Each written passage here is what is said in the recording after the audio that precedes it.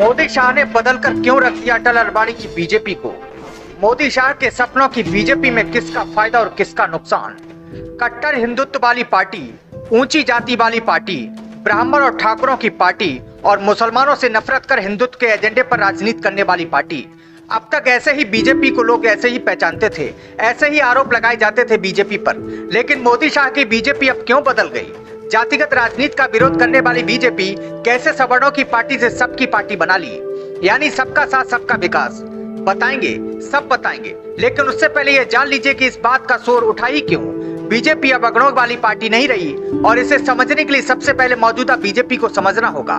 वाजपेयी और अटल अडवाणी के समय की बीजेपी अपर क्लास और अपर कास्ट की पार्टी मानी जाती थी, लेकिन अभी भारत के प्रधानमंत्री यानी नरेंद्र मोदी की ही बात करें तो वह ओबीसी हैं। यही नहीं, द्रौपदी मुर्मू जिन्हें बीजेपी ने राष्ट्रपति पद का उम्मीदवार बनाया था और अब वो राष्ट्रपति बनी हैं, वह आदिवासी हैं। जबकि एनडीए में उपराष्ट्रपति पद के लिए पश्चिम बंगाल के गवर्नर जगदीप धनखड़ को उम्मीदवार बनाया, जो ओबीसी हैं। इस नजरिए से देखें तो हमेशा से अगड़ों की पार्टी कही जाने वाली बीजेपी में अब ओबीसी का दबदबा है। मोदी हमेशा सबका साथ सबका विकास की बात करते हैं और यही वजह है मोदी शाह के जमाने की बीजेपी ओबीसी दलित की पहचान बन रही है। अब सवाल ये उठता है कि जहां बीजेपी में ओबीसी दलित को जगह मिल रही है तो अगड़ों का क्या होगा? तो क्या अगड़े बीजेपी से नाराज होकर जाएंगे?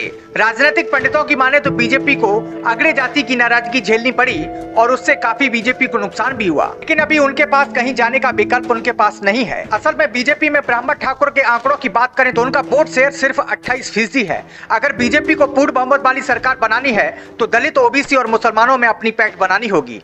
बीबीसी में छपी रिपोर्ट के मुताबिक आपको जानकारी दे दें कि देश में 45 से 48% ओबीसी हैं। दलित और आदिवासी की बात करें, उनकी आबादी लगभग 22.5% है। मुसलमानों की आबादी लगभग 8.5% है। वहीं सवर्णों की आबादी 15-18% है।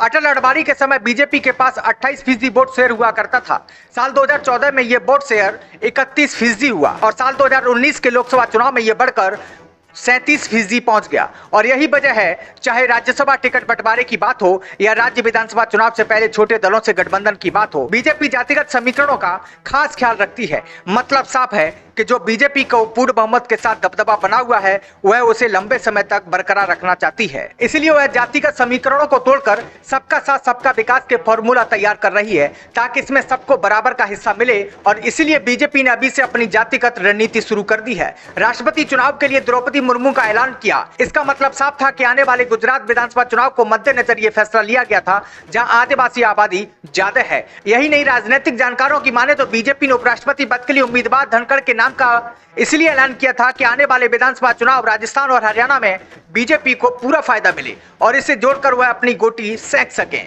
क्योंकि इन राज्यों में जाटों की आबादी सबसे ज्यादा है। असल में मोदी शाह का सपना है कि आने वाले 40-50 सालों में बीजेपी भारत पर राज करे और इसीलिए मोदी शाह ने ऐसी जमीन तैयार कर दी है जो उनके ना रहने पर बीजेपी को ताकत देती रहेगी, जिससे बीजेपी सत्ता में काफी समय तक बनी रहे। बीजेपी के इस फॉर्मूले पर आपका क्या कहना है? कमेंट बॉक्स में अपनी राय जरूर बताइएगा। अगर आप ये वीडियो हमारे फेसबुक पर देख रहे हैं तो हमारे पेज को लाइक करें, शेयर करें, कमेंट करें और अगर ये वीडियो यूट्यूब पर देख रहे हैं तो हमें सब्सक्राइब जरूर करें। धन्यवाद।